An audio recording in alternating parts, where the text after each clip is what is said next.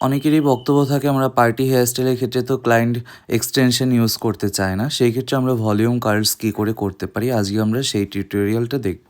তো ফার্স্টে আমি যখন ব্রাইডের হেয়ার পাবো বা পার্টি হেয়ার স্টাইলিংয়ের জন্য যে হেয়ারটি পাবো সেই হেয়ারটাকে নেব, নেওয়ার পর এরকম করে ওড়াতে থাকবো আর স্প্রে করতে থাকবো। স্প্রে করার পর এবার আমরা হেয়ারটাকে চিরুনি করব। আমরা ফার্স্টে গিয়ে হেয়ারটাকে চিরুনি করি, সেটা না করে আগে স্প্রেটা করে তারপরে আমরা হেয়ারটাকে ভালো করে চিরুনি করে নেব। এবার চিরুনি করে নেওয়ার পর তারপরে আমরা সেকশানিং করে নেব, মিডিল বরাবর একটা সেকশানিং করে নেব। এটা বরাবরই করে থাকি, কারণ ডান দিক থেকে বাঁ দিকে মানে মিডিল থেকে ডান দিকে যতটা হেয়ার নিতে পারি মিডিল থেকে বাঁ দিকেও আমরা ততটা হেয়ার নিতে পারি, এই কারণে মিডিল পার্ট করে নিই। এবার আমরা ক্রাউন সেকশন থেকে মানে বুফন সেকশন থেকে কার্ভ করে ফার্স্টে একটা লেয়ার নিয়ে সেটাকে ব্যাক কমিং করে নিলাম। এবার সেকেন্ড আবার সেম প্রসেসিংয়ে আরেকটা কার্ভ করে সেকশন নিয়ে সেটাকেও ব্যাক কমিং করে সুন্দর করে ক্লিয়ার করে চিরুনি করার পর এবার হার্ড স্প্রে দিয়ে সুন্দর করে এরকম হাতের সাহায্যে তারপরে ক্লিয়ার করে নিচ্ছি। এবার ফ্রন্টের যে হেয়ারটি রয়েছে সেখান থেকে আমি বক্স সেকশনের হেয়ার নিয়েছি। বক্স সেকশনে হেয়ার নিয়ে বক্সের হেয়ারটাকে দুটো ভাগে ভাগ করেছি।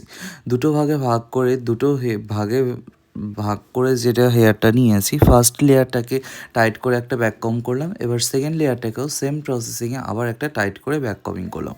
এবার শাইন স্প্রে দিয়ে সুন্দর করে চিরুনি করার পর একটু ওই ভলিউম থাকবে সেভাবে রেখেই আমরা আবার চিরুনি করে নিয়ে তারপরে হার্ড স্প্রে দিয়ে হার্ড করে নিলাম ক্লিয়ার করে। এবার সাইডে যে টেম্পল সেকশনের হেয়ার রয়েছে সেই হেয়ারটাকেও সেম প্রসেসিংয়ে ব্যাক কম করে হার্ড স্প্রে দিয়ে টাইট করে রেখেছি। টাইট করে নিয়ে পুরো হেয়ারটাকে সেট করে নিলাম। দেখো কতটা হেয়ার ক্লিয়ার লাগছে। এরকমভাবে ক্লিয়ার করে সেট করার পর তারপরে আমরা কার্লস করা শুরু করব। তো ফার্স্টে মাথায় রাখতে হবে হেয়ারে যত স্প্রে কম দেওয়া যায় তত কিন্তু হেয়ারের কন্ডিশন ভালো থাকে। তো আমরা চেষ্টা করব কম স্প্রের মধ্যে কী করে সুন্দর হেয়ার স্টাইলিং করা যায় সেইগুলোই শিখি আমরা। তো আমার আপকামিং হেয়ার ক্লাস শুরু হচ্ছে দমদমে 26শে ডিসেম্বর থেকে, আর রানাঘাটে শুরু হচ্ছে 19শে ডিসেম্বর থেকে। যারা যারা এত সুন্দর হেয়ার স্টাইল শিখতে চাও তারা অবশ্যই সিট বুকিং করে নাও। সিট বুকিং কিন্তু অলরেডি শুরু হয়ে গেছে। তো এরপর আমি পুরো হেয়ারটাকে যে কোনো সেকশনিংভাবে কার্লস করা শুরু করব। তবে টার্গেট আমি রাখি যে এক সাইড থেকে কার্লস করা শুরু করি, কারণ নিচের একটা লেয়ার যদি কার্লস করার পর ওপরে আরেকটা লেয়ার টেনে কার্লস করতে যাই সেই ক্ষেত্রে প্রবলেম হয়, নিচের কাজগুলো নষ্ট হয়ে যাওয়ার সম্ভাবনা থাকে।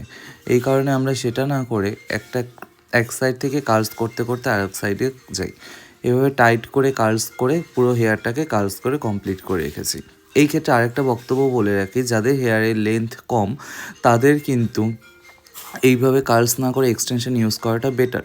কারণ আমরা যখন হেয়ারে কার্লস করি হেয়ারটা কিন্তু লেন্থটা অনেকটা ছোট হয়ে যায়। তো তার কারণে কি করব, আমরা হেয়ারটা যতটা লং থাকবে ততটাই ভালোভাবে কার্লস হবে। দেখো কার্লসগুলো কি সুন্দর প্রমিনেন্ট শেপে চলে এসছে। আমরা এইভাবেও কার্লস রেখে দিতে পারি। তো আমরা রিয়েল ক্লায়েন্ট যখন রিসেপশন ব্রাইড করি তখন আমি এভাবেই কার্লস করে থাকি। তো এই কার্লসটা করার পর দেখো ভলিউম কিন্তু ততটা লাগছে না। এবার এটাকে ভলিউম ক্রিয়েট করার জন্য আমরা কি করব, আমরা একটা স্টাইলিং কোমের মাধ্যমে ফার্স্টে আমরা শাইন স্প্রে দিয়ে নিয়েছি। এবার একটা স্টাইলিং কোমের সাহায্যে এরকম আস্তে করে চিরুনি করে নেব। বেশি জোরে প্রেশার দিয়ে চিরুনি করব না, তাহলে কিন্তু পুরো কার্লসটা খুলে যাবে। আর কার্লস খোলার জন্য কিন্তু নর্মালি ছোটো দাঁতের চিরুনি কোনো ইউজ করব না। আমরা এখানে স্টাইলিং কোমের যে দাঁতগুলো রয়েছে সেগুলো দেখবে একটু ফাঁকা থাকে, এই রকম একটা চিরুনি দিয়ে স্প্রে করব।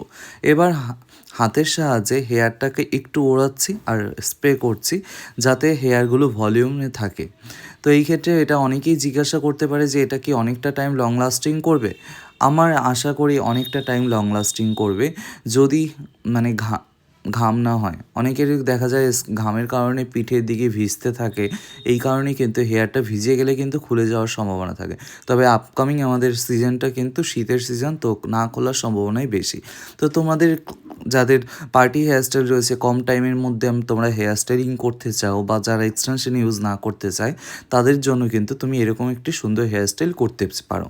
তো তোমাদের কেমন লাগলো তোমরা কিন্তু জানাতে একদমই ভুলবে না। আর আমার আপকামিং ক্লাসে যারা জয়েন করতে চাইছো, এখনও ভাবছো অ্যাডভান্স করবো কি না, ভর্তি হব কি না, তারা অবশ্যই সিট বুকিং করে নাও, কারণ সিট কিন্তু একদম লিমিটেড। তো দেখা হচ্ছে সবার সাথে। নমস্কার, ভালো থেকো।